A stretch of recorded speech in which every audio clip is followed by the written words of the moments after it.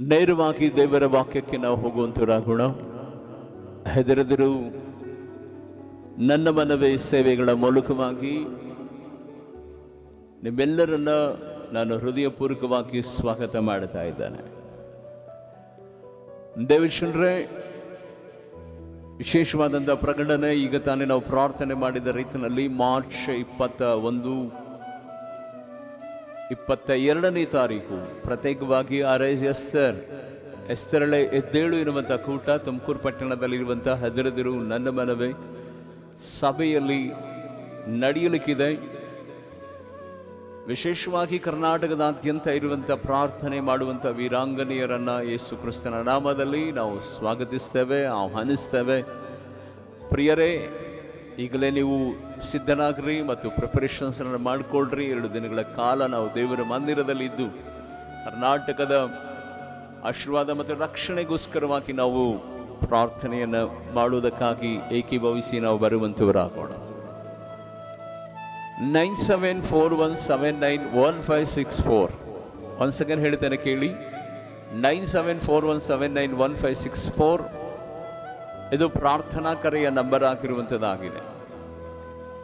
ಆತ್ಮೀಯ ದೇವಶನ್ರೆ, ನೀನು ಎಲ್ಲೇ ಇರಬಹುದು, ಯಾವುದೇ ದೇಶದಲ್ಲಿರಬಹುದು, ಯಾವುದೇ ರಾಷ್ಟ್ರದಲ್ಲಿರಬಹುದು. ಒಂದು ವೇಳೆ ನಿನ್ನ ಸಮಸ್ಯೆಗಳು ಎಷ್ಟೇ ಬಲಿಷ್ಠವಾಗಿರುವುದಾದರೂ ನೀವು ಸದಾ ಪ್ರಾರ್ಥಿಸಬೇಕು. ಒಂದು ವೇಳೆ ಪ್ರಾರ್ಥನೆ ಮಾಡ್ರಿ ಎಂಬುದಾಗಿ ನೀವು ಕಾಲ್ ಮಾಡಿ ತಿಳಿಸುವುದಾದರೆ ನಿಮ್ಮ ಎಲ್ಲ ಸಮಸ್ಯೆಗಳಿಗಾಗಿ ಕರ್ತನ ಸನ್ನಿಧಾನದಲ್ಲಿ ನಾವು ಪ್ರಾರ್ಥಿಸುವಂಥವರಾಗಿದ್ದೇವೆ.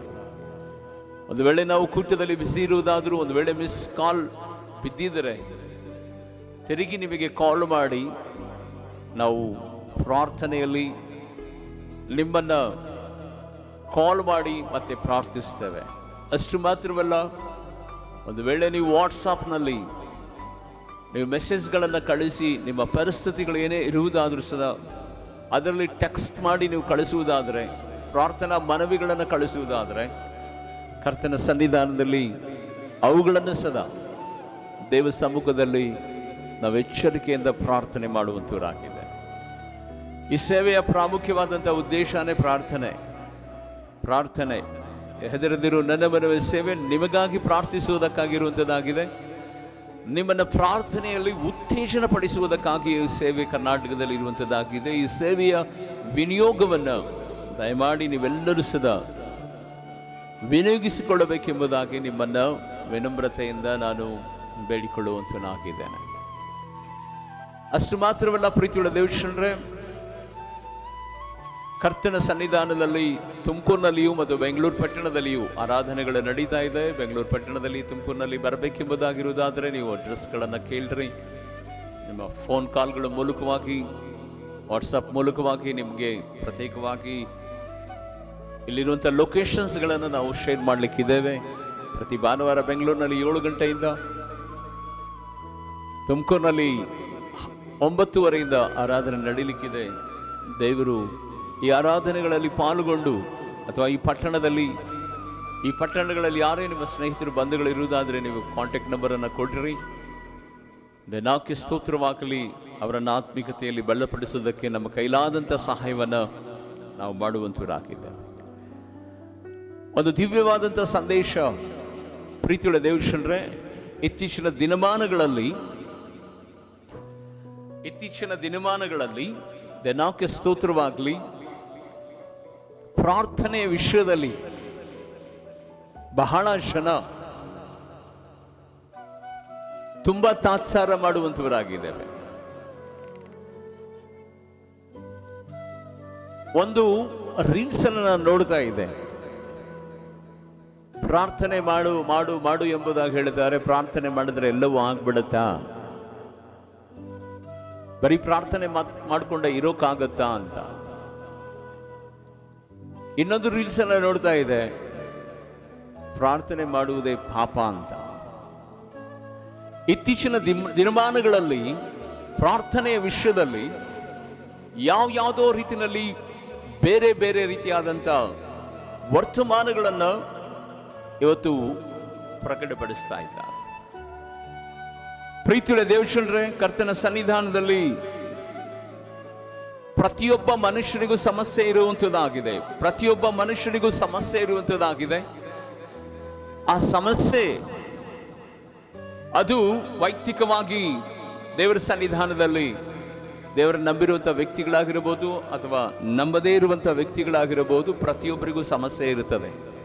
ಆ ಸಮಸ್ಯೆಗಳ ವಿಷಯದಲ್ಲಿ ಕ್ರೈಸ್ತ ಮಕ್ಕಳಿಗೆ ತಿಳಿಸದ ಮಿಗಿಲಾಗಿ ಅನ್ಯ ಮಕ್ಕಳು ಅವ್ರು ಹೇಳುವಂಥ ಮಾತೇನು ಗೊತ್ತಾ? ಪ್ರತಿಯೊಂದು ಸಮಸ್ಯೆಗಳಿಗೆ ಪರಿಷ್ಕಾರ ಇದ್ದೇ ಇರುತ್ತದೆ, ಪರಿಷ್ಕಾರ ಇದ್ದೇ ಇರ್ತದೆ.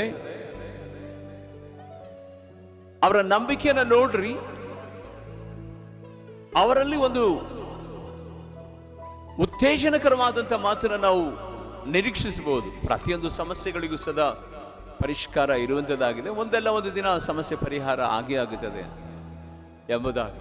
ಆದರೆ ಇವತ್ತಿನ ದಿನಮಾನಗಳಲ್ಲಿ ಕ್ರೈಸ್ತ ಮಕ್ಕಳಿಗೆ ಅಷ್ಟು ನಂಬಿಕೆ ಸದಾ ಇಲ್ಲ. ಏನಂದ್ರೆ ಅವರಿಗೆ ಬೇಡಿದ ತಕ್ಷಣ ಬಂದುಬಿಡಬೇಕು, ಕೇಳಿದ ತಕ್ಷಣ ಕೊಟ್ಬಿಡಬೇಕು. ಅವರ ಚಿತ್ತದಲ್ಲಿ ಅವ್ರು ಏನೇ ಮಾಡ್ಕೊಂಡಿರ್ಲಿ, ಅವ್ರು ಹೇಗೆ ಇರಲಿ, ಅವ್ರ ಆತ್ಮಿಕತೆ ಜೀವನ ಅಥವಾ ವೈಯಕ್ತಿಕವಾದಂಥ ಬದುಕಿನಲ್ಲಿ ಅವ್ರು ಯಾವುದೇ ಪರಿಸ್ಥಿತಿನಲ್ಲಿ ಇರಲಿ, ಅದು ಬಹಳ ಇಂಪಾರ್ಟೆಂಟ್ ಅಲ್ಲ. ಅವ್ರಿಗೇನು, ನಾವು ಹೇಗಿದ್ರೂ ಸರಿ, ಏನಿದ್ರೂ ಸರಿ, ನಾವು ಪ್ರಾರ್ಥನೆ ಮಾಡಿದ ತಕ್ಷಣ ನಮಗೆ ಅದು ಸಿಗಬೇಕು ಎಂಬುದಾಗಿ. ಪ್ರೀತಿಯ ದೇವಜನರೇ, ಕರ್ತನ ಸನ್ನಿಧಾನದಲ್ಲಿ ಪ್ರಾರ್ಥನೆಯ ವಿಷಯದಲ್ಲಿ ನಮಗೆ ನಂಬಿಕೆ ಇಲ್ಲ ಅಂದರೆ ದೇವರನ್ನಾಗಲಿ, ದೇವರ ಆಶೀರ್ವಾದವನ್ನಾಗಲಿ, ದೇವರ ಧನವನ್ನಾಗಲಿ ನಾವು ಹೊಂದಿಕೊಳ್ಳೋದಕ್ಕೆ ಆಗಲ್ಲ ರೀ, ಹೊಂದಿಕೊಳ್ಳೋದಕ್ಕೆ ಆಗಲ್ಲ. ಯಾಕೆ ಅಂತ ಹೇಳಿದರೆ, ಕರ್ತನ ಸಮ್ಮುಖದಲ್ಲಿ ಪ್ರಾರ್ಥನೆ ಮಾತ್ರ ಪರಿಷ್ಕಾರವನ್ನು ಕೊಡುವಂಥದ್ದಾಗಿದೆ. ಪ್ರಾರ್ಥನೆ ಮಾತ್ರ ದೇವರ ಮಹಿಮೆಯನ್ನು ನಮ್ಮ ಮಧ್ಯದಲ್ಲಿ ತರುವಂಥದ್ದಾಗಿದೆ. ಪ್ರಾರ್ಥನೆ ಮಾತ್ರ ನಮ್ಮನ್ನು ಅದ್ಭುತಗಳ ಕಡೆ ನಡೆಸುವಂಥದ್ದಾಗಿದೆ.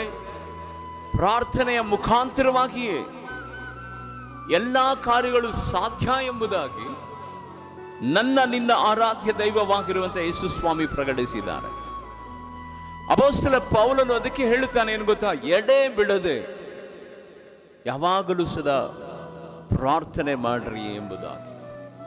ಆತನು ಮುಂದುವರೆದು ಹೇಳ್ತಾನೆ, ಎಫೆಸ ಬರೆದ ಪತ್ರಿಕೆ 6ನೇ ಅಧ್ಯಾಯದ 18ನೇ ವಚನದಲ್ಲಿ, ಪವಿತ್ರಾತ್ಮ ಭರಿತರಾಗಿ ಎಲ್ಲಾ ಸಮಯಗಳಲ್ಲಿ ನೀವು ದೇವರಿಗೆ ಪ್ರಾರ್ಥನೆ ಮಾಡ್ರಿ ಎಂಬುದಾಗಿ ಯೇಸು ಸ್ವಾಮಿ ಸದಾ ಹೇಳ್ತಾರೆ, ಬೇಸರಗೊಳ್ಳದೆ ಪ್ರಾರ್ಥನೆಯನ್ನ ಮಾಡ್ರಿ ಎಂಬುದಾಗಿ. ಹೌದು ದೇವರ ಮಕ್ಕಳೇ, ಕರ್ತನ ಸನ್ನಿಧಾನದಲ್ಲಿ ಯಾಕೆ ಪ್ರಾರ್ಥನೆ ಮಾಡಬೇಕು? ಯಾಕೆ ಪ್ರಾರ್ಥಿಸಿದ್ರೇನೆ ಎಲ್ಲಾ ಸಂಗತಿಗಳು ನಡೀತದ? ಹೌದು, ಹಳೆ ಒಡಂಬಡಿಕೆ ಕಾಲಗಳಲ್ಲಿ ನಾವು ನೋಡುತ್ತೇವೆ, ನಮ್ಮ ಪೂರ್ವಿಕರು ದಿನಕ್ಕೆ 3 ಆವರ್ತಿ ಪ್ರಾರ್ಥನೆ ಮಾಡ್ತಾ ಇದ್ರು. ನಮ್ಮ ಪೂರ್ವಿಕರ ಜೀವಿತದಲ್ಲಿ ಆ ಪ್ರಾರ್ಥನೆಗಳಿಗೆ ದೊಡ್ಡದಾದಂಥ ದಿಗ್ವಿಷಯ ತರುವುದಕ್ಕೆ ಕಾರಣವಾಯಿತು. ಹೊಸ ಒಡಂಬಡಿಕೆ ಕಾಲದಲ್ಲಿ ನಾವು ನೋಡುವಂಥ ಸಂದರ್ಭದಲ್ಲಿ ಅಪೊಸ್ತಲ ಪೌಲನು, ಪೇತ್ರನು, ಅಷ್ಟು ಮಾತ್ರವಲ್ಲ ಯೇಸು ಸ್ವಾಮಿ ಪದೇ ಪದೇ ಪದೇ ಪದೇ ಅವರು ಎಚ್ಚರಿಸ್ತಾ ಇದ್ರು, ಪ್ರಾರ್ಥಿಸರಿ ಪ್ರಾರ್ಥಿಸರಿ ಪ್ರಾರ್ಥಿಸರಿ ಎಂಬುದಾಗಿ. ಯಾಕೆ ಅಂದರೆ ಬೈಬಲಲ್ಲಿ ನಾವು ನೋಡುತ್ತೇವೆ, ಲೂಕನ ಬರೆದ ಸುವಾರ್ತೆ 21ನೇ ಅಧ್ಯಾಯದ 36ನೇ ವಚನ, ಬರುವುದಕ್ಕಿರುವ ಇವು ಎಲ್ಲವೂ ಒಳಗಿಂದ ತಪ್ಪಿಸಿಕೊಳ್ಳಲು ಮನುಷ್ಯ ಕುಮಾರನ ಮುಂದೆ ನಿಂತುಕೊಳ್ಳುವುದಕ್ಕೂ ಪೂರ್ಣ ಶಕ್ತರಾಗುವಂತೆ ಎಲ್ಲ ಕಾಲದಲ್ಲಿಯೂ ದೇವರಿಗೆ ಎಚ್ಚರವಾಗಿರ್ರಿ, ವಿಜ್ಞಾಪನೆ ಮಾಡಿಕೊಳ್ಳುತ್ತಾ ಎಚ್ಚರವಾಗಿರ್ರಿ. ಎಲ್ಲ ಕಾಲದಲ್ಲಿಯೂ ಬರುವುದಕ್ಕಿರುವಂತಹ ಈ ಎಲ್ಲಾ ಸಂಗತಿಗಳು, ಬರುವಂತಹ ದಿನಮಾನಗಳಲ್ಲಿ ಎಂಥ ವಿಧವಾದ ಪರಿಸ್ಥಿತಿ, ಎಂಥ ದಿನ, ಎಂಥ ಕೇಳು ಬರುತ್ತದೋ ಗೊತ್ತಿಲ್ಲ. ಆದರೆ ದೇವರ ಸನ್ನಿಧಾನದಲ್ಲಿ ಆತನು ಬರುವಂತ ಆ ದಿನದಲ್ಲಿ ಆತನ ಮುಂದೆ ನಾವು ಶಕ್ತರಾಗಿ ನಿಂತುಕೊಳ್ಳುವುದಕ್ಕೆ ಬೇಕಾಗಿರುವಂತ ಒಂದೇ ಒಂದು ಕಾರ್ಯ, ಎಲ್ಲ ಸಮಯಗಳಲ್ಲಿ ಆತನ ಮುಂಭಾಗದಲ್ಲಿ ಎಲ್ಲ ಸಮಯದಲ್ಲಿ ವಿಜ್ಞಾಪನೆಗಳನ್ನು ಮಾಡುತ್ತಾ ಕರ್ತನ ಸನ್ನಿಧಾನದಲ್ಲಿ ನಮ್ಮ ದಿನವನ್ನು ಕಳಿಬೇಕಂತ.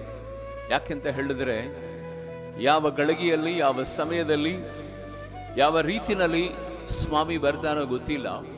ಆದರೆ ಪ್ರೀತಿಯುಳ್ಳ ದೇವಜನರೇ, ಆತನನ್ನು ಎದುರುಗೊಳ್ಳುವುದಕ್ಕೆ ಬೇರೆ ಯಾವ ಸಂಗತಿಗಳನ್ನ ದೇವರು ಇಲ್ಲಿ ಹೇಳ್ತಾ ಇಲ್ಲ. ವಿಜ್ಞಾಪನೆಗಳನ್ನ, ಪ್ರಾರ್ಥನೆಗಳನ್ನ ಮಾತ್ರ ದೇವರು ನಮ್ಮಿಂದ ಎಕ್ಸ್ಪೆಕ್ಟೇಷನ್ ಮಾಡುವಂತವನಾಗಿದ್ದಾನೆ. ಯಾಕೆಂತ ಹೇಳಿದರೆ, ಪ್ರಾರ್ಥನೆ ಮತ್ತು ವಿಜ್ಞಾಪನೆಗಳನ್ನ ಎಡೆ ಬಿಡದೆ ದೇವರ ಸನ್ನಿಧಾನದಲ್ಲಿ ನಮ್ಮನ್ನ ಸ್ಥಿರವಾಗಿ ನಿಲ್ಲಿಸುವ ಹಾಗೆ ಮಾಡುವುದೇ ಈ ಪ್ರಾರ್ಥನೆಗಳು ಮತ್ತು ವಿಜ್ಞಾಪನೆಗಳಾಗಿರುವಂಥದ್ದಾಗಿದೆ. ಪ್ರಾರ್ಥನೆ ಮಾಡುವಂತಹ ವ್ಯಕ್ತಿ ಯಾವಾಗಲೂ ಸದಾ ದೇವರೊಟ್ಟಿಗೆ ಇರುವಂತವನಾಗಿದ್ದಾನೆ. ಅನೇಕ ವೇಳೆಗಳಲ್ಲಿ ನಮಗೆ ಪ್ರಾರ್ಥನೆ ಅಂದರೆ ತಾತ್ಸಾರ, ಪ್ರಾರ್ಥನೆ ಅಂದರೆ ಅಲಕ್ಷ್ಯ, ಪ್ರಾರ್ಥನೆ ಅಂದರೆ ನಮಗೆ ಆಗುವುದೇ ಇಲ್ಲ. ಇಲ್ಲಿ ದೇವರ ವಾಕ್ಯ ಹೇಳ್ತಾ ಇದೆ, ಎಲ್ಲಾ ಕಾಲಗಳಲ್ಲಿ. ಅದರ ಅರ್ಥ 24x7 ಎಲ್ಲಾ ವೇಳೆಗಳಲ್ಲಿಯೂ ನೀವು ಪ್ರಾರ್ಥನೆಯನ್ನು ಮಾಡಬೇಕೆಂಬುದಾಗಿ ಸ್ವತಃ ಯೇಸು ಸ್ವಾಮಿ ಇಲ್ಲಿ ಹೇಳುತ್ತಿರುವಂತಹ ಸಂಗತಿಯನ್ನು ನೀವು ಕೇಳಿದ್ದೀರಿ. ಒಂದು ವೇಳೆ ನಿಮಗೆ ಅನಿಸಬಹುದು, ಪಾಸ್ಟ್ರೇ ನಿಮಗೇನೋ ಕೆಲಸ ಇಲ್ಲ, ಬರೀ ದೇವರ ಸೇವೆನೇ, ನೀವು ಹೇಗೆ ಬೇಕಾದರೂ ಪ್ರಾರ್ಥನೆಗೆ ಸಮಯವನ್ನು ಕೊಡಬಹುದು, ನಾವು ಹೇಗೆ ಪ್ರಾರ್ಥನೆ ಮಾಡೋದಕ್ಕೆ ಸಾಧ್ಯ ಎಂಬುದಾಗಿ ನಿಮ್ಮ ಒಳಗಡೆ ಒಂದು ಪ್ರಶ್ನೆ ಈಗ ಎದ್ದಿರಬಹುದು. ಇದೇ ಪ್ರಶ್ನೆ ಒಂದು ದೊಡ್ಡ ಸಭೆಯಲ್ಲಿ ಬಂತು. ಆ ಸಭಾಪಾಲಕರು ಇದೇ ವಚನವನ್ನು ಎತ್ತಿ ಹಿಡಿದು ಅವರು ತಮ್ಮ ಆತ್ಮಿಕ ಮಕ್ಕಳಿಗೆ ಹೇಳ್ತಾ ಇದ್ದಾರೆ, ಇಗೋ ಎಲ್ಲಾ ವೇಳೆಗಳಲ್ಲಿ, ಎಲ್ಲಾ ಸಮಯಗಳಲ್ಲಿ ನೀವು ದೇವರಿಗೆ ವಿಜ್ಞಾಪನೆಯನ್ನ, ಪ್ರಾರ್ಥನೆಯನ್ನ, ಮನವಿಗಳನ್ನು ಸಲ್ಲಿಸಬೇಕು ಎಂಬುದಾಗಿ ಅವ್ರು ಹೇಳುತ್ತಿರುವಂತಹ ಸಂದರ್ಭದಲ್ಲಿ ಇದೇ ಪ್ರಶ್ನೆಗೆ ಎದುರಾಗಿ ಅವರು ಮಾತನಾಡಿದ್ರು, ನೀವು ಸೇವಕರು, ನೀವು ಯಾವಾಗ ಬೇಕಾದರೂ ಮಾಡ್ತೀರಿ ಎಂಬುದಾಗಿ. ಆದರೆ ಆ ಸೇವಕರು ಹೇಳ್ತಾರೆ, ಇಲ್ಲ ಇಲ್ಲ, ಇದು ದೇವರ ವಾಗ್ದಾನ, ಇದು ದೇವರು ನಮಗೆ ಕೊಡಲ್ಪಟ್ಟಂತ ವಾಕ್ಯ. ಆತನು ನುಡಿದಿದ್ದಾನೆಂದರೆ ಅದರ ರೀತಿಯಲ್ಲಿ ನಾವು ನಡೆಯಬೇಕು. ಎಲ್ಲಾ ಸಮಯಗಳಲ್ಲಿ, ಎಲ್ಲಾ ವೇಳೆಗಳಲ್ಲಿ ನಾವು ಪ್ರಾರ್ಥನೆಯನ್ನು ಮಾಡಲೇಬೇಕು. ಅದಕ್ಕಾಗಿಯೇ ಒಂದು ದಿನ ನಾವು ಮೀಟಿಂಗ್ ಅನ್ನು ಇಟ್ಟುಕೊಳ್ಳೋಣ. ಆ ಮೀಟಿಂಗ್ನಲ್ಲಿ ಪಾಯಿಂಟ್ಸ್ಗಳನ್ನು ಹೊತ್ತು ತರೋಣ. ಹೆಚ್ಚು ಹೆಚ್ಚು ಪಾಯಿಂಟ್ಸ್ಗಳ ಮೂಲಕವಾಗಿ ಹೆಚ್ಚು ಸಮಯಗಳ ಕಾಲ ದೇವರ ಸನ್ನಿಧಾನದಲ್ಲಿ ಕೂತು ಪ್ರಾರ್ಥನೆ ಮಾಡೋಣ ಎಂಬುದಾಗಿ ಆ ಸೇವಕರು ಹೇಳುತ್ತಾರೆ. ಸೇವಕರು ಹೇಳಿದ ಆ ಮಾತನ್ನು ಕೇಳಿದಂತ ಒಬ್ಬ ಸಹೋದರಿ ಮೇಲಕ್ಕೆ ನಿಂತುಕೊಂಡು ಹೇಳ್ತಾಳೆ, ಏನು ಗೊತ್ತಾ, ಅದಕ್ಕೆ ಒಂದು ದಿನ ವೇಸ್ಟ್ ಮಾಡಬೇಕಾ? ಅದಕ್ಕೋಸ್ಕರವಾಗಿ ಪಾಯಿಂಟ್ಸ್ಗಳನ್ನು ತೆಗೆದುಕೊಂಡು ಬರಬೇಕಾ? ಯಾಕೆ ಆ ವಿಷಯದಲ್ಲಿ ನೀವು ಆ ಪ್ರಾರ್ಥನೆಯ ಸಂಗತಿಗಳ ವಿಷಯದಲ್ಲಿ ಇನ್ನೊಂದು ದಿನವನ್ನ ಯಾಕೆ ಎಕ್ಸ್ಟೆಂಡ್ ಮಾಡ್ತಿದ್ದೀರಿ ಅಯ್ಯ? ಅದೊಂದು ಕಠಿಣಕರವಾದಂಥ ಪರಿಸ್ಥಿತಿನ ಎಂಬುದಾಗಿ ಆ ಸಹೋದರಿ ಹೇಳಿದ್ದಾರೆ. ತಕ್ಷಣವೇ ಪಾಸ್ಟರ್ ಅವರು ಕೇಳಿದ್ದಾರೆ, ಅಮ್ಮ ಮತ್ತೆ ಹೇಗೆ ಮಾಡೋಣ, ಅದನ್ನ ಹೇಗೆ ಕಾರ್ಯಗತಿನಲ್ಲಿ ತರೋದು ಎಂಬುದಾಗಿ ಅವರು ಕೇಳುವಂತಹ ಸಂದರ್ಭದಲ್ಲಿ, ಏನಿಲ್ಲಯ್ಯ, ಪ್ರತಿದಿನ ನನ್ನ ಬದುಕಿನಲ್ಲಿ ನಾನು ಈ ವಾಕ್ಯದ ಅನುಸಾರವಾಗಿ ಆಲ್ರೆಡಿ ನನ್ನ ಲೈಫಲ್ಲಿ ನಾನು ಪ್ರಾರ್ಥನೆ ಜೀವಿತವನ್ನು ನಾನು ಕಟ್ಟಿಕೊಂಡಿದ್ದೇನೆ. ಉದಯ ಕಾಲದಲ್ಲಿ ನಾನು ಎದ್ದ ತಕ್ಷಣವೇ ನನ್ನ ಕಣ್ಣುಗಳನ್ನು ಮುಚ್ಚಿ ಮೊಣಕಾಲನ್ನು ಊರಿ, ದೇವಾಕರ್ತನೆ, ಯಾವುದೇ ವಿಧವಾದಂಥ ದುಷ್ಟ ಶಕ್ತಿಗಳು, ಯಾವುದೇ ವಿಧವಾದಂಥ ಲೋಕದ ಇಚ್ಛೆಗಳು, ಲೋಕದ ಕ್ರಿಯೆಗಳು, ಪಾಪದ ಸಂಗತಿಗಳು ನನ್ನನ್ನು ಮುಟ್ಟದ ರೀತಿಯಲ್ಲಿ ದೇವರೇ ಕರ್ತನ ನಿನ್ನ ಕಲ್ವಾರಿ ರಕ್ತದಲ್ಲಿ ನನ್ನನ್ನು ಕವರ್ ಮಾಡಿ, ದೇವಾಕರ್ತನ ಸ್ವಾಮಿ, ನನ್ನ ವಿರುದ್ಧವಾಗಿ ಬರುವಂಥ ಎಲ್ಲ ಶತ್ರುವಿನ ಆ ಅಗ್ನಿ ಬಾಣಗಳನ್ನು ಎದುರಿಸುವುದಕ್ಕೆ ಎಲೀಷನ ಸೇವಕನ ಕಣ್ಣುಗಳನ್ನು ತೆರೆದ ರೀತಿಯಲ್ಲಿ ಈ ದಿನವೆಲ್ಲವೂ ಸದಾ ನನ್ನ ಆತ್ಮಿಕ ಕಣ್ಣುಗಳನ್ನು ತೆರೆ ಎಂಬುದಾಗಿ ಉದಯ ಕಾಲದಲ್ಲಿ ನಾನು ಎದ್ದ ತಕ್ಷಣವೇ ಕರ್ತನ ಸಮ್ಮುಖದಲ್ಲಿ ನಾನು ಹೀಗೆ ಪ್ರಾರ್ಥನೆ ಮಾಡುತ್ತಾ, ದೇವರೇ, ಈ ದಿನವನ್ನು ಕೊಟ್ಟಿದ್ದಕ್ಕಾಗಿ ಈ ದಿನವೆಲ್ಲ ಕರ್ತನೆ ನಿನ್ನ ಮುಖವನ್ನೇ, ನಿನ್ನ ಪ್ರಸನ್ನತೆಯನ್ನೇ ನಾನು ಅನುಭವಿಸುವಂತೆ ನನಗೆ ಸಹಾಯ ಮಾಡಿ, ಈ ದಿನವೆಲ್ಲ ಶತ್ರುವಿನ ಕಾರ್ಯಗಳನ್ನು ಜಯಿಸುವಂತೆ ನಿನ್ನ ಬಲ ಮತ್ತು ಕೃಪೆಯಿಂದ ನಾನು ನಡೆಸು ಎಂಬುದಾಗಿ ನಾನು ಉದಯ ಕಾಲದಲ್ಲಿ ಎದ್ದ ತಕ್ಷಣ ಪ್ರಾರ್ಥನೆ ಮಾಡ್ತೇನೆ. ಪ್ರಾರ್ಥನೆ ಮಾಡಿದ ನಂತರ ನಾನು ವಾಶ್ರೂಮಿಗೆ ಸ್ನಾನ ಮಾಡೋದಕ್ಕೋಸ್ಕರವಾಗಿ ಹೋಗುತ್ತೇನೆ. ಸ್ನಾನ ಮಾಡೋದಕ್ಕೆ ಹೋಗುವಂತ ಸಂದರ್ಭದಲ್ಲಿ ದೇವರ ಹತ್ರ ನಾನು ಕೇಳ್ಕೊಳ್ತೇನೆ, ದೇವರೇ ಕರ್ತನೆ, ಈ ನೀರಿನಿಂದ, ಈ ಸೋಪಿನಿಂದ ನಾನು ಸ್ನಾನ ಮಾಡಿ ನನ್ನ ದೇಹವನ್ನು ನಾನು ಶುದ್ಧೀಕರಣ ಮಾಡಿಕೊಳ್ತಾ ಇದ್ದೇನೆ. ದೇವರೇ ಕರ್ತನೆ ಸ್ವಾಮಿ, ಇದಕ್ಕಿಂತಲೂ ಮಿಗಿಲಾಗಿ ನನ್ನ ಆತ್ಮಿಕತೆ ಮನುಷ್ಯ ಯೇಸುವಿನ ನಾಮದಲ್ಲಿ ನಿನ್ನ ಪವಿತ್ರಾತ್ಮನ ಮೂಲಕವಾಗಿ ಶುದ್ಧೀಕರಣವಾಗಲಿ. ದೇವರೇ ಕರ್ತನೆ ಸ್ವಾಮಿ, ನನ್ನ ಕಣ್ಣು, ನನ್ನ ಮೂಗು, ನನ್ನ ಬಾಯಿ, ನನ್ನ ಶರೀರ, ನನ್ನ ಹೃದಯ, ದೇವಾ ಕರ್ತನೆ ಸ್ವಾಮಿ, ಪರಿಪೂರ್ಣವಾದಂತ ನಿನ್ನ ಆತ್ಮನ ಮೂಲಕವಾಗಿ, ನಿನ್ನ ರಕ್ತದ ಮೂಲಕವಾಗಿ ನಿನ್ನ ಶುದ್ಧೀಕರಿಸು ಎಂಬುದಾಗಿ ಸ್ನಾನ ಮಾಡುತ್ತಾ ದೇವರ ಸನ್ನಿಧಾನದಲ್ಲಿ ನಾನು ಪ್ರಾರ್ಥನೆಯನ್ನು ಕಳೀತೇನೆ, ಪ್ರಾರ್ಥನೆಯನ್ನು ಮುಂದುವರಿಸುತ್ತೇನೆ. ಅದಾದ ನಂತರ ದೇವರ ಸನ್ನಿಧಾನದಲ್ಲಿ ನಾನು ವಸ್ತ್ರಗಳನ್ನು ಬದಲು ಮಾಡುವಂಥ ಸಂದರ್ಭದಲ್ಲಿ ದೇವರ ಹತ್ರ ಕೇಳ್ತೇನೆ, ಏನು ಗೊತ್ತಾ, ದೇವರೇ ಕರ್ತನೆ ಸ್ವಾಮಿ, ಈ ವಸ್ತ್ರಗಳಿಗಿಂತ ಮಿಗಿಲಾಗಿ ದೇವರೇ ಈ ದಿನವೆಲ್ಲ ನಿನ್ನ ರಕ್ಷಣಾ ವಸ್ತ್ರವನ್ನು ನನಗೆ ತೊಡಿಸಿ ನನ್ನನ್ನು ಕಾದು ಕಾಪಾಡು ಎಂಬುದಾಗಿ ಕರ್ತನ ಸನ್ನಿಧಾನದಲ್ಲಿ ಪ್ರಾರ್ಥನೆ ಮಾಡುತ್ತಾ ನನ್ನ ವಸ್ತ್ರಗಳನ್ನು ಧರಿಸಿಕೊಳ್ಳುತ್ತೇನೆ. ಅದಾದ ನಂತರ ಅಡುಗೆ ಮನೆಗೆ ಪ್ರವೇಶ ಮಾಡುವಂಥ ಸಂದರ್ಭದಲ್ಲಿ ದೇವರ ಸಮ್ಮುಖದಲ್ಲಿ ಹೀಗೆ ಪ್ರಾರ್ಥನೆ ಮಾಡುತ್ತೇನೆ, ದೇವರೇ ಕರ್ತನೆ, ಪರಲೋಕದ ಮನ್ನವನ್ನು ಕೊಟ್ಟು ನಿನ್ನ ಮಕ್ಕಳನ್ನು ಸಂತೈಸಿದ ದೇವರೇ ಕರ್ತನೆ, ಅಡುಗೆ ಮಾಡುತ್ತಿರುವಂಥ ಈ ಸಂದರ್ಭದಲ್ಲಿ ಈ ಆಹಾರವು ಪರಲೋಕದ ಮನ್ನವಾಗಿ ಮಾರ್ಪಡಲಿ. ದೇವರೇ ಕರ್ತನೆ ಸ್ವಾಮಿ, ಈ ಆಹಾರ ಊಟ ಮಾಡುವಾಗಲೆಲ್ಲವೂ ಸದಾ ದೇವರೇ ಕರ್ತನೆ, ಊಟ ಮಾಡೋದಕ್ಕಿಂತ ಮೊದಲೇ, ಊಟ ಮಾಡೋದಕ್ಕಿಂತ ನಂತರ ದೇವರೇ ಕರ್ತನೆ ಸ್ವಾಮಿ, ನಿನ್ನ ವಾಕ್ಯವೇ ನಾವು ಅನುಭವಿಸುತ್ತಾ ಊಟ ಮಾಡ್ತಾ ಇದ್ದೇವೆ ಅನ್ನೋ ರೀತಿಯಲ್ಲಿ ನಾನು ಪ್ರಾರ್ಥನೆ ಮಾಡುತ್ತೇನೆ. ಅದಾದ ನಂತರ ನನ್ನ ಮಕ್ಕಳಿಗೆ, ನನ್ನ ಯಜಮಾನರಿಗೆ ಊಟದ ಬಾಕ್ಸನ್ನು ಪ್ರಿಪೇರ್ ಮಾಡಿ ಅವರಿಗೆ ಬ್ರೇಕ್ಫಾಸ್ಟನ್ನು ಕೊಟ್ಟು ಅವರನ್ನು ಕಳಿಸುವಂಥ ಸಂದರ್ಭದಲ್ಲಿ ದೇವರ ಸಮ್ಮುಖದಲ್ಲಿ ಹೀಗೆ ಪ್ರಾರ್ಥನೆ ಮಾಡುತ್ತೇನೆ, ದೇವ ಕರ್ತನೆ, ಈ ಆಹಾರವನ್ನು ಊಟ ಮಾಡುತ್ತಿರುವಂಥ ನನ್ನ ಯಜಮಾನ, ನನ್ನ ಮಕ್ಕಳು ಪರಿಪೂರ್ಣವಾದಂಥ ಆರೋಗ್ಯದಲ್ಲಿ ಇರಲಿ. ಯಾಕೆಂದರೆ ನೀನು ಯೆಹೋವ ರಫನಾಗಿರುವ ದೇವರಾಗಿದೆ, ನೀನು ಆರೋಗ್ಯವನ್ನು ಕೊಡುವಂಥ ದೇವರಾಗಿದೆ ಎಂಬುದಾಗಿ. ಅದಾದ ನಂತರ ಮನೆ ಕಸವನ್ನು ಹೊಡಿತಿರುವಂಥ ಸಂದರ್ಭದಲ್ಲಿ ಮನೆ ಕ್ಲೀನ್ ಮಾಡುವಾಗಲೆಲ್ಲೂ ಸದಾ ದೇವರೇ ಕರ್ತನೆ, ಈ ಮನೆಯ ಒಳಗೆಲ್ಲ ನಿನ್ನ ರಕ್ತ ಪ್ರೋಕ್ಷಣೆ ಆಗಲಿ, ಈ ಮನೆಯಲ್ಲಿರುವಂಥ ಶುದ್ಧಿ ಹೋಗಲಿ. ದೇವರೇ ನಿನ್ನ ಪರಿಶುದ್ಧತ್ವದ ಕರ್ತನೆ ಸ್ವಾಮಿ ನೆರಳು ಈ ಮನೆಯಲ್ಲಿ ಬರಲಿ ಎಂಬುದಾಗಿ ಕಸಗೊಳಿಸುತ್ತಾ ನಾನು ಹೇಳುತ್ತೇನೆ. ಅದಾದ ನಂತರ ಮಧ್ಯಾಹ್ನದ ಊಟ ಮಾಡುವಂಥ ಸಂದರ್ಭದಲ್ಲಿ ದೇವರ ಹತ್ರ ಬೇಡಿಕೊಳ್ತೇನೆ, ದೇವರೇ ಒಳ್ಳೆ ಆಹಾರವನ್ನು ನೀನು ಕೊಟ್ಟಿದ್ದೀರಾ ಇಶಾ, ದೇವರೇ ಕರ್ತನೆ, ಈ ಲೋಕದಲ್ಲಿ ಎಷ್ಟೋ ಜನರಿಗೆ ಒಳ್ಳೆ ಆಹಾರ ಇಲ್ಲ, ಅವರಿಗೆ ಕೊಡು ಎಂಬುದಾಗಿ. ಅದಾದ ನಂತರ ಸ್ವಲ್ಪ ಸಮಯಗಳ ಕಾಲ ನಿದ್ರೆಗೆ ಜಾರುವಂಥ ಸಂದರ್ಭದಲ್ಲಿ ಸದಾ ಆ ಮಧ್ಯಾಹ್ನದ ಮಿನಿ ನಿದ್ರೆ ವೇಳೆಯಲ್ಲೂ ದೇವರೇ ನಿನ್ನ ದೈವಿಕವಾದಂಥ ಕಾವಲು ನನ್ನೊಟ್ಟಿಗಿರಲಿ ಎಂಬುದಾಗಿ ಸ್ವಲ್ಪ ಸಮಯಗಳ ನಿದ್ದೆ ಮಾಡಿ ಎದ್ದ ತಕ್ಷಣವೇ ಮತ್ತೆ ನಾನು ಪ್ರಾರ್ಥನೆ ಮಾಡಿ ಸಂಜೆ ವೇಳೆಯಲ್ಲಿ ಬೈಬಲನ್ನು ಓದುತ್ತಾ ದೇವರು ಕೊಡಲ್ಪಟ್ಟಂಥ ವಾಕ್ಯವನ್ನು ದೇವರ ಸನ್ನಿಧಾನದಲ್ಲಿ ಅದನ್ನು ಮೆಲುಕು ಹಾಕುತ್ತಾ ದೇವರಿಗೆ ನಾನು ಕೃತಜ್ಞತೆಯನ್ನು ಸಲ್ಲಿಸುತ್ತೇನೆ. ಅದಾದ ನಂತರ ಸಂಜೆಯ ವೇಳೆಯಲ್ಲಿ ಸ್ನ್ಯಾಕ್ಸನ್ನು ನಾನು ರೆಡಿ ಮಾಡುವಂಥ ಸಂದರ್ಭದಲ್ಲಿಯೂ ದೇವರ ಸಮ್ಮುಖದಲ್ಲಿ ನಾನು ಒಂದು ಪ್ರಾರ್ಥನೆ ಮಾಡುತ್ತೇನೆ, ದೇವಾದಿ ದೇವನೇ ಕರ್ತನೆ ಸ್ವಾಮಿ, ಈ ಆಹಾರ ದೇವಾ ಕರ್ತನೆ ಎಷ್ಟೋ ಜನರಿಗೆ ಜಗತ್ತಿನಲ್ಲಿ ಇಲ್ಲ, ಅವರಿಗೆ ಕೊಡಪ್ಪ ದೇವರೇ ಕರ್ತನೆ, ಊಟ ಮಾಡುವಂಥ ನಮಗೆ ಆರೋಗ್ಯವನ್ನು ಕೊಡು ಎಂಬುದಾಗಿ. ಅದಾದ ನಂತರ ಅಡುಗೆ ಮಾಡುವಾಗ, ಒಂದು ಸ್ಟವನ್ನು ಹಚ್ಚುವಾಗ, ನೀರನ್ನು ಹಾಕುವಾಗ ದೇವರೇ ನಿನಗೆ ಸ್ತೋತ್ರ ಸ್ತೋತ್ರ ಎಂಬುದಾಗಿ ಪ್ರತಿಯೊಂದು ಕಾರ್ಯಗಳನ್ನು ಮಾಡುತ್ತೇನೆ. ಆ ಆಹಾರ ರುಚಿಕಟ್ಟಾಗುತ್ತೆ. ನನ್ನ ಯಜಮಾನ, ನನ್ನ ಮಕ್ಕಳು ಎಲ್ಲರೂ ಒಟ್ಟಾಗಿ ಸೇರಿ ನಾವು ಪ್ರಾರ್ಥನೆ ಮಾಡಿದ ನಂತರ ಊಟ ಮಾಡುತ್ತೇವೆ. ಆ ಊಟ ಮಾಡಿದ ನಂತರ ದೇವರಿಗೆ ಮನಸ್ಸಾರೆ ಕೃತಜ್ಞತೆಯನ್ನು ಹೇಳಿ ರಾತ್ರಿ ಸಮಯದಲ್ಲಿ ನಾವು ಮಲಗುತ್ತೇವೆ. ಇದು ನನ್ನ ಆತ್ಮಿಕತೆಯ ಜೀವಿತದಲ್ಲಿ ದೇವರು ಕಲಿಸಿಕೊಟ್ಟಂತಹ ಒಂದು ಪ್ರಾರ್ಥನೆ ಜೀವಿತ ಎಂಬುದಾಗಿ ಆ ಸಹೋದರಿ ಸೇವಕರಿಗೆ ಹೇಳುವಾಗ ಸೇವಕರಿಗೆ ಬಹಳ ಆಶ್ಚರ್ಯವಾಗುತ್ತೆ.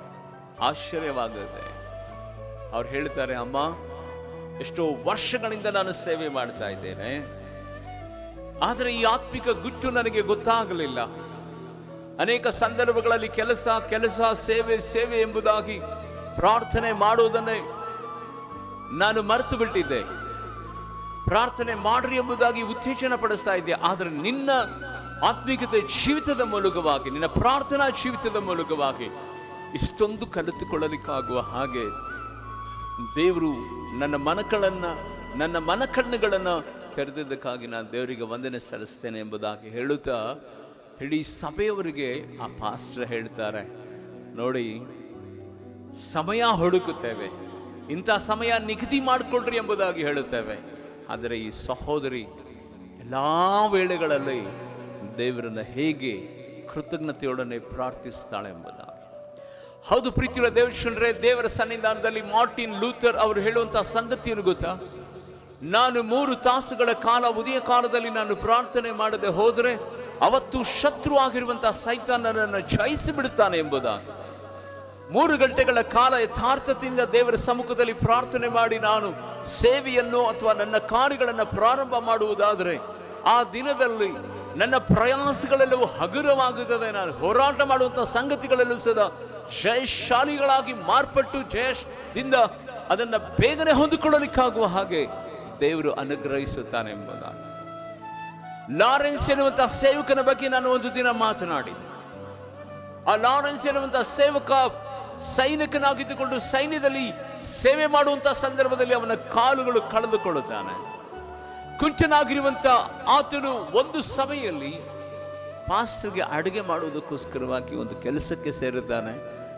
ಆ ಅಡುಗೆ ಕೆಲಸ ಮಾಡುವಂಥ ಒಂದೊಂದು ಸಂದರ್ಭದಲ್ಲಿ, ಬಟ್ಟೆಯನ್ನು ಹೊಗೆಯುವಂಥ ಸಂದರ್ಭದಲ್ಲಿ, ನೀರನ್ನು ಎತ್ತುಕೊಂಡು ಹೋಗುವಂಥ ಸಂದರ್ಭದಲ್ಲಿ ಆತನು ಪ್ರತಿ ಸಂದರ್ಭದಲ್ಲಿ ಯಾವಾಗಲೂ ಸದಾ ಪ್ರಾರ್ಥಿಸುತ್ತಲೇ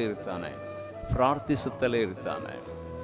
ಆತನು ಬರೆದಂಥ ಒಂದು ಪುಸ್ತಕ ಇವತ್ತು ಹೇಗೆ ಕೆಲಸ ಮಾಡುತ್ತಲೇ ಪ್ರಾರ್ಥಿಸಬಹುದು ಎನ್ನುವಂತಹ ಪುಸ್ತಕ ಅನೇಕರ ಆತ್ಮಿಕ ಕಣ್ಣುಗಳನ್ನು ತೆರೆದು ಇವತ್ತು ಪ್ರಾರ್ಥನೆಯಲ್ಲಿ ನಿಲ್ಲಿಸಿರುವಂಥದ್ದಾಗಿದೆ. ಆತ್ಮೀಯ ದೇವಶ್ರೀ, ಎಚ್ಚರವಾಗಿ ಗಮನಿಸಿರಿ.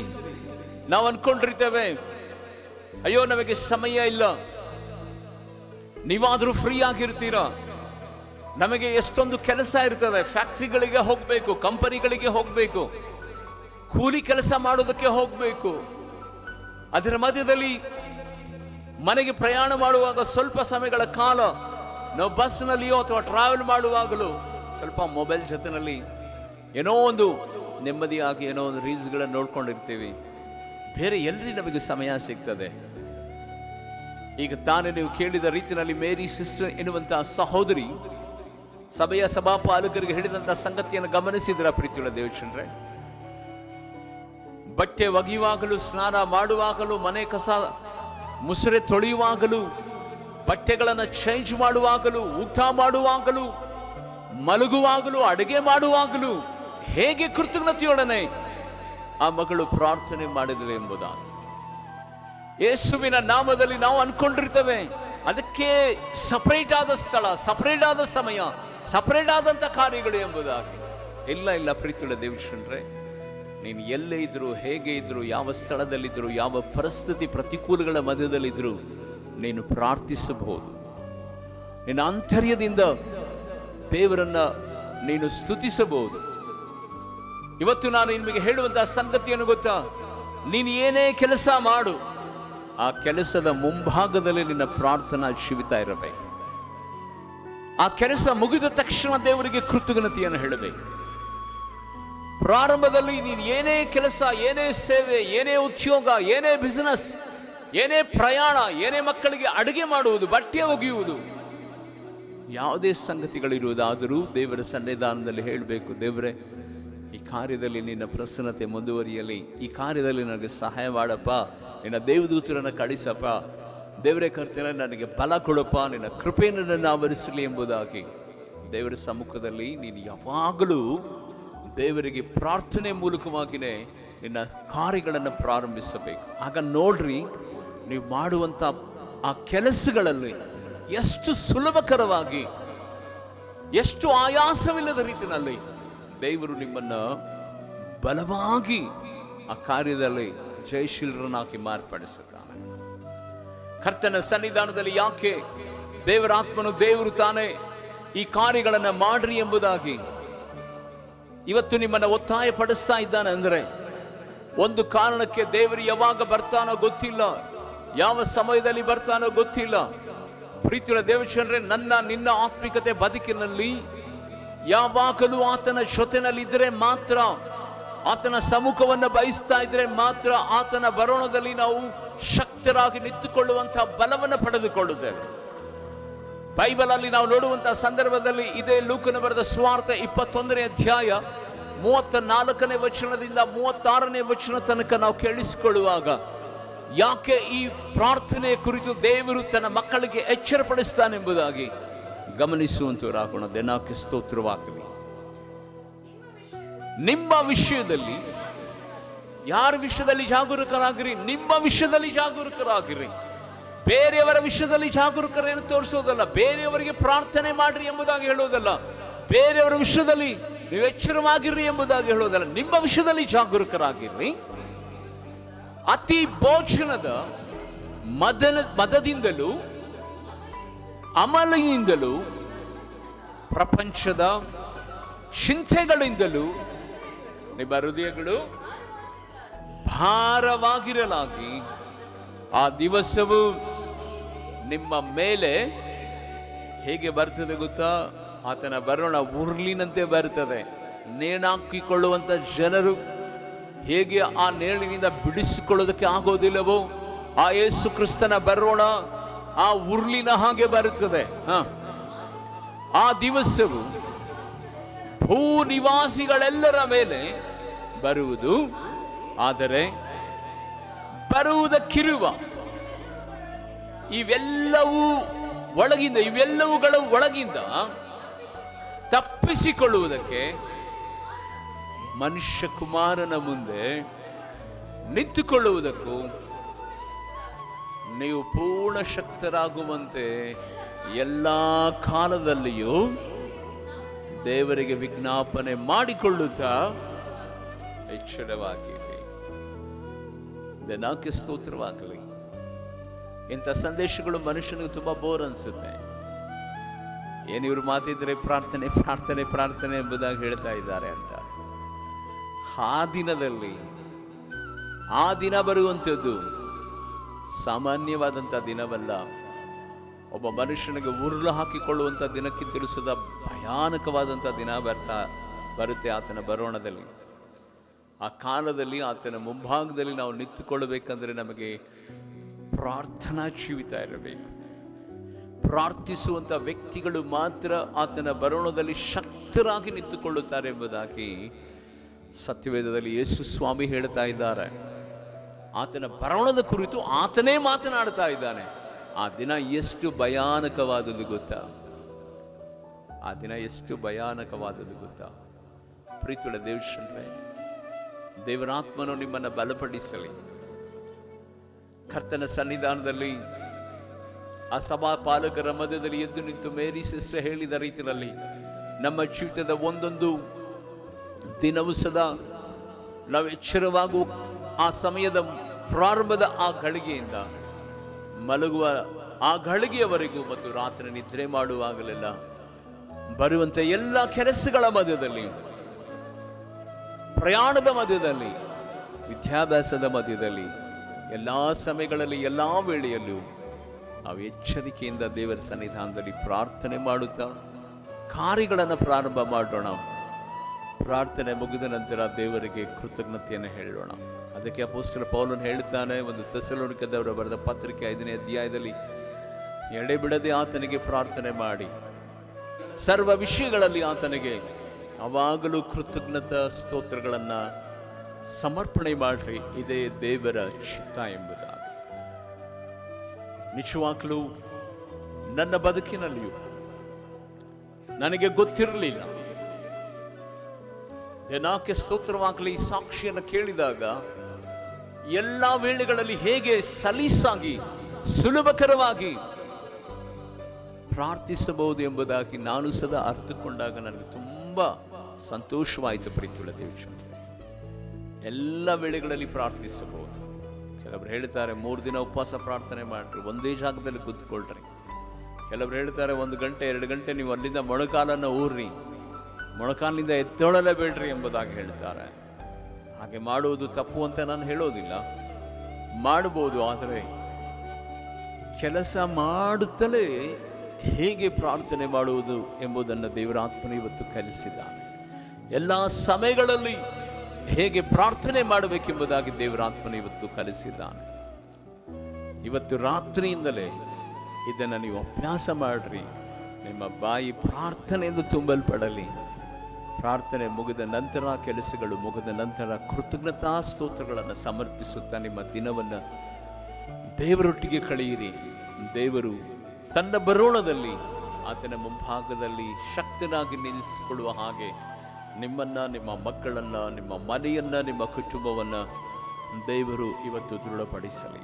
ಕಣ್ಣುಗಳನ್ನು ಮುಚ್ಚಿ ನಾವು ಪ್ರಾರ್ಥನೆ ಮಾಡಿಕೊಳ್ಳುವಂತರಾಗೋಣ. ತಂದೆಯಾದ ದೇವರೇ, ನಸರೇತನ ಯೇಸುವಿನ ನಾಮದಲ್ಲಿ ಅಪ್ಪ, ನಮ್ಮ ಹೃದಯದ ಕಣ್ಣುಗಳನ್ನು ಇವತ್ತು ತೆರೆದು ದೇವರೇ ಕರ್ತನೆ, ಪ್ರಾರ್ಥನೆ ವಿಷಯದಲ್ಲಿ ದೇವರೇ ಕರ್ತನೆ ಸ್ವಾಮಿ, ಕೆಲಸದ ಮಧ್ಯದಲ್ಲೂ ಸದಾ ಹೇಗೆ ಪ್ರಾರ್ಥನೆ ಮಾಡಬೇಕೆಂಬುದಾಗಿ ಮಾತನಾಡಿದಂಥ ನಿನ್ನ ಮಾತುಗಳಿಗಾಗಿ ನಾನು ವಂದನೆ ಸಲ್ಲಿಸ್ತೇನೆ.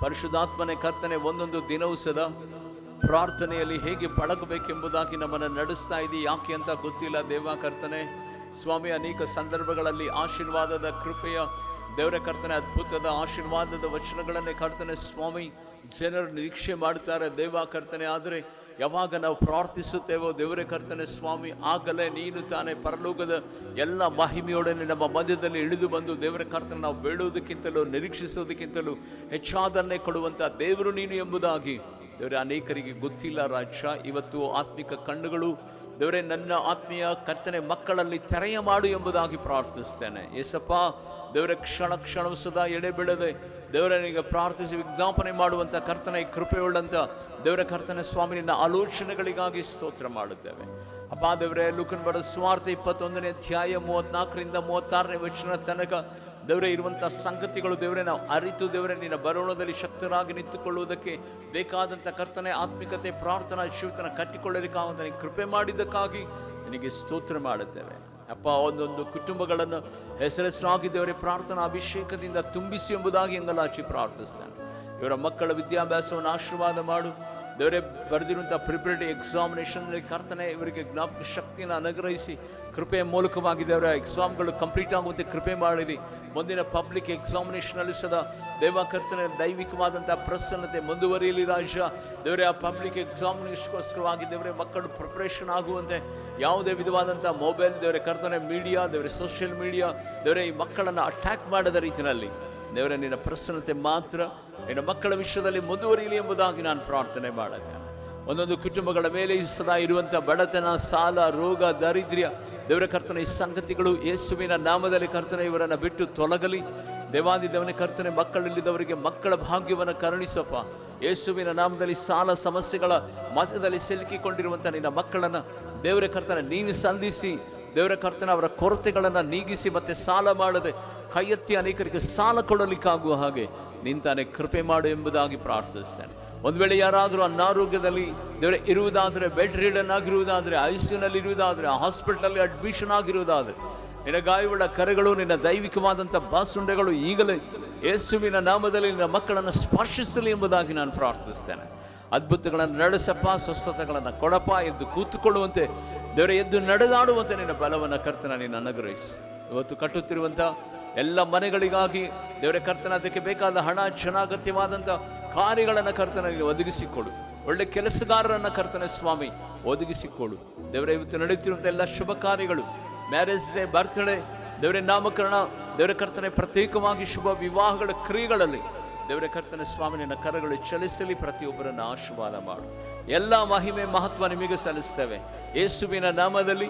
ದೇವರ ಕರ್ತನೆ ಮತ್ತೆ ನಾಳೆ ಉದಯ ಕಾಲದಲ್ಲಿ ಇನ್ನೊಂದು ಸಂದೇಶದೊಡನೆ ನನಗೆ ಎದುರುಗೊಳ್ಳುವ ತನಕ ನಿನ್ನ ದಿವ್ಯ ಪ್ರಸನ್ನತೆ, ನಿನ್ನ ಆತ್ಮನ ಕಾವಲು ನಮ್ಮೊಟ್ಟಿಗಿರಬೇಕೆಂಬುದಾಗಿ ಯೇಸುವಿನ ನಾಮದಲ್ಲಿ ಬೇಡಿ ಪ್ರಾರ್ಥಿಸ್ತೇನೆ ನನ್ನ ಪರಲೋಕದ ತಂದೆಯಾದ ದೇವರೇ. ಆಮೇನ್, ಆಮೇನ್. ಕರ್ತನು ನಿಮ್ಮನ್ನು, ನಿಮ್ಮ ಮಕ್ಕಳನ್ನು ಹೇರಳವಾಗಿ ಆಶೀರ್ವದಿಸಿ ತನ್ನ ಕರುಣ, ತನ್ನ ಕೃಪೆಯ ಹಸ್ತದಲ್ಲಿ ಮರೆಮಾಚಿ ನಡೆಸಲಿ ಎಂಬುದಾಗಿ ನಾನಾದರೂ ಪ್ರಾರ್ಥಿಸ್ತೇನೆ. ಆತ್ಮೀಯ ದೇವ